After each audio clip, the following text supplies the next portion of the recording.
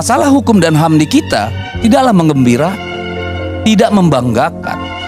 Hal-hal lain yang dilakukan Pak Jokowi kita bangga. Karena belum pernah terjadi dalam sejarah Republik ini, bahkan dalam sejarah dunia, ada seorang presiden yang anaknya ikut mencalonkan diri dalam kontestasi presiden. Di mana ada itu? Hah? Pada saat berkuasa? Hah? Berapa tahun yang lalu telah meninggal? Di mana kita... Mbak Puan mengatakan akan mencalonkan Gibran? Coba tolong dong, nggak kasih saya linknya dong. Iya, jelas lah bahwa itu. Bung Gibran masuk radar, iyalah. Iya makanya. Oh kan iya, tapi jangan dipelintir gitu, Bung. Nggak pernah, Bung, tidak pernah. PD Perjuangan tidak sereceh itu. Dua-dua calonnya presiden, wakil presiden PD Perjuangan. Iya. Kita percaya negara gotong royong, Pak. Jadi Iya. tidak mungkin Mbak Puan keluarkan statement kalau Gibran lolos MK akan mencalonkan dia. Iya, itu tidak jadi mungkin. maksudnya gini lah. Satu-satunya persoalan di sini adalah bahwa kemudian Mahkamah Konstitusi sebagai gerbang kewarasan publik dalam pengelolaan kekuasaan akhirnya harus dibegal begitu, Pak. Kalau itu bukan Gibran dengan cara yang seperti itu, tidak akan ada pernah persoalan. Kita biasa menang kalah, kita sudah alami, Pak. Jadi jangan dibuat narasi seolah-olah karena Gibran enggak. Kalau tidak ada persoalan Mahkamah putusan perkara nomor 90, siapapun wakilnya tidak masalah. Ya boleh lah, tutup-tutup juga boleh. Tapi ini sekarang zaman sosial media. Apanya yang ditutup? Semua ada di situ. Apanya yang ditutup? Gibran itu salah satu calon dari wakilnya Ganjar. Tidak, bahwa dia masuk radar sama AHY, ya dibedakan dong. Namanya Anda kan bisa tahu. Kan nggak ada istilah begal-begal kan waktu itu kan. Loh. Dia masuk dalam radar kok. Ya, kan ketahuan juga. Ini orang kan juga dicalonkan oleh PDIP. Kalau dalam radar, Bu Risma masuk dalam radar, Hendy masuk dalam radar. Ya. Oh banyak masuk dalam radar. Yang masuk radar kan memenuhi syarat. Iya kan. Jadi nggak ada begal-begal. Udahlah, kita tahu lah bos. Ini masalahnya Pak Jokowi. Bukan. Apa yang Anda tahu kasih tahu dong. Apa yang Anda tahu kasih tahu aja. Saya terbuka. Iya. Jadi jangan pernah berhalusinasi saya bilang tadi, bahwa PDI Perjuangan punya sedikit pun memikirkan mencalonkan Gibran menjadi wakilnya Ganjar. Jadi kalau jangankan presiden, gubernur, wali kota, bupati tidak pernah kita setir, tidak pernah kita campuri. Partai punya mekanisme berhubungan dengan eksekutif yang menduduki jabatan publik, namanya sinergi 3 pilar. Ada pilar kepartaian, ada pilar eksekutif, ada legislatif. Kita punya musrembang sendiri. Itulah cara kita berdialog. Ya, karena yang namanya putra mahkota itu hanya ada dalam konsep negara monarki. Ini kata tanda kutip. Iya, walaupun dalam tanda kurung. Saya kira kita jangan sesat dari awal gitu. Karena kita bukan negara monarki. Ya. Dan proses pencalonan Ganjar sama seperti proses pencalonan Jokowi, saya kira dimulai dengan apa? Dimulai dengan publik terlibat, melihat orang-orang ini adalah orang-orang yang potensial. Bahwa partai adalah yang terakhir mengambil keputusan, karena partai harus mendengar, meresapi, ya, merenungi, mendalami segala macam. Jadi memang dalam dua kejadian itu bukan partai yang pertama. Disitulah saya kira justru demokrasi itu berjalan. Ketika justru yang mengusulkan Pak Jokowi pertama pindah dari Solo, bukan PDI Perjuangan. Itu bukti demokrasi berjalan. Dan orang melihat PDI Perjuangan sebagai gudangnya pemimpin, sama seperti sekarang. Jadi ini bukan soal siapa yang duluan, tetapi bagaimana PDI Perjuangan memang terbukti melahirkan pemimpin-pemimpin yang teruji. Kami bagian dari pemerintah, bukan penguasa ya. Karena kita bukan negara parlemen. PDI Perjuangan bukan partai penguasa. Kita tidak punya kekuasaan. Kekuasaan kita ada di eksekutif, di legislatif. Di eksekutif, kekuasaan PDI Perjuangan ada pada menteri-menteri yang menjadi pembantu presiden. Supaya clear cara berpikirnya.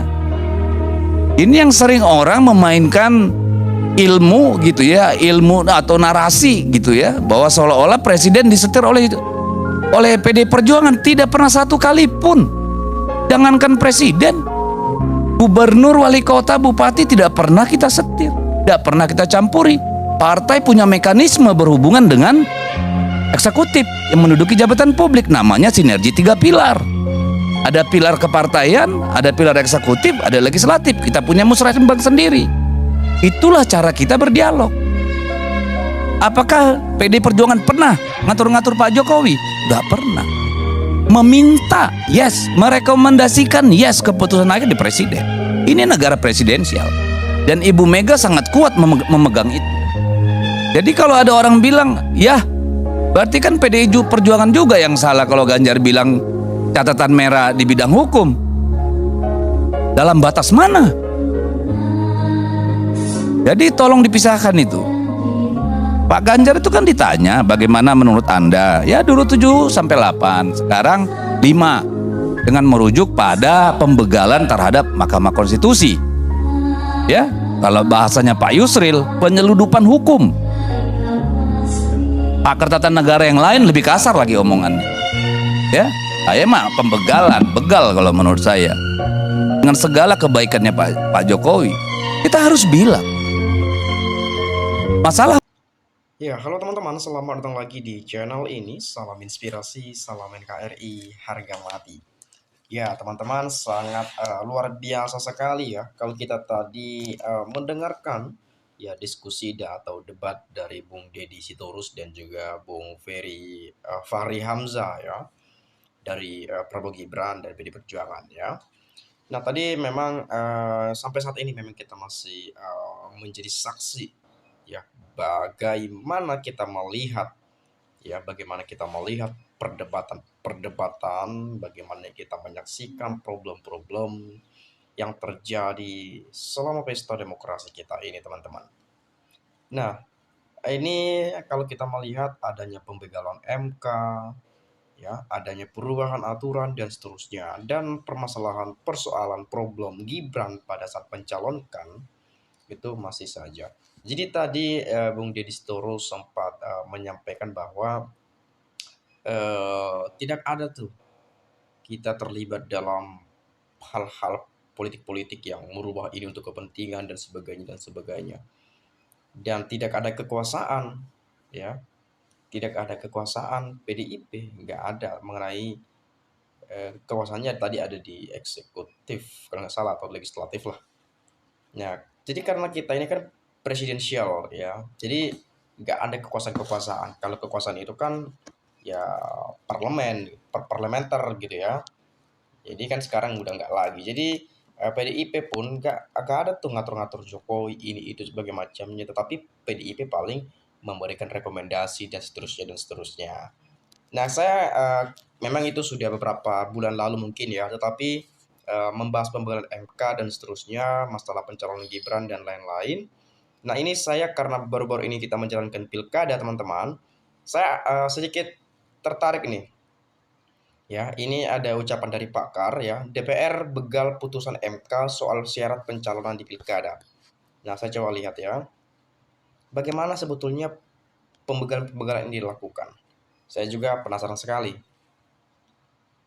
Anggota Dewan Pembina Perludem ya, Titi Anggraini menyebut DPR telah membegal putusan Mahkamah Konstitusi atau MK terkait perubahan syarat pencalonan kepala daerah. Titi menyinggung keputusan Badan Legislasi atau Balek dalam rapat soal Undang-Undang Pilkada yang menyepakati bahwa perubahan syarat ambang batas di Pilkada serentak 2024 hanya berlaku bagi partai-partai yang tidak memiliki kursi di DPRD atau non-parlemen. Padahal tidak demikian bunyi putusan MK, karenanya jelas dan terang telah terjadi pembegalan atas amar putusan MK nomor 60 garing PUU ya dan seterusnya, kata Titi melalui akun X di Instagramnya, di Twitternya ya. Menurutnya, dalam putusan MK nomor 60 garing PUU dan seterusnya, jelas disebutkan bahwa syarat ambang batas pencalonan yang direkonstruksikan itu berlaku baik pada partai parlemen maupun non-parlemen. Kenapa wakil rakyat tidak bersuara seperti suara rakyat dan corong konstitusi? Apakah rakyat sudah dianggap angin lalu oleh mereka? Ya, dan tanya. Dalam putusan MK nomor 60 dan seterusnya, Dijelaskan partai politik atau gabungan partai politik peserta pemilu dapat mendaftarkan pasangan calon jika telah memenuhi persyaratan sebagai berikut. Untuk mengusulkan calon gubernur dan calon wakil gubernur. Oke, ini ada A yang pertama, poin pertama. Ya, poin A ya. Provinsi dengan jumlah penduduk yang termuat pada daftar pemilih tetap sampai dengan 2 juta jiwa, partai politik atau gabungan partai politik peserta pemilu harus memperoleh suara sah paling sedikit 10% di provinsi tersebut. Poin B, provinsi dengan jumlah penduduk yang termuat pada daftar pemilih tetap lebih dari 2 juta jiwa sampai 6 juta jiwa, partai politik atau gabungan partai politik peserta pemilu harus memeroleh suara sah paling sedikit 8,5% di provinsi tersebut. Kemudian poin C, provinsi dengan jumlah penduduk yang termuat pada daftar pemilih tetap lebih dari 6 juta jiwa sampai 12 juta jiwa, partai politik atau gabungan partai politik peserta pemilu harus memeroleh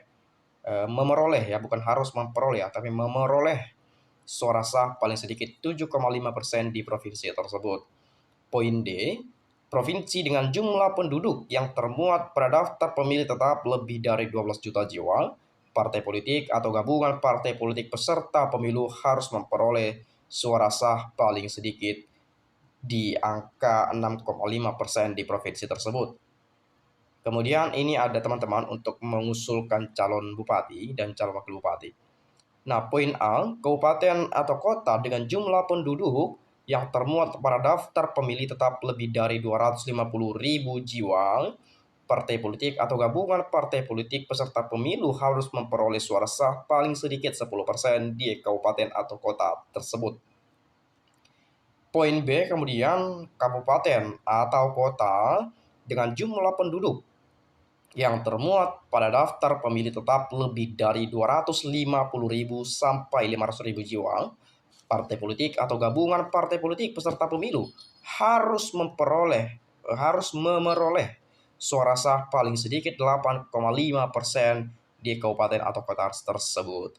Poin C, kemudian kabupaten atau kota dengan jumlah penduduk yang termuat pada daftar pemilih tetap lebih dari 500.000 sampai 1 juta jiwa, partai politik atau gabungan partai politik peserta pemilu harus memeroleh suara sah paling sedikit 7,5% di kabupaten atau kota tersebut.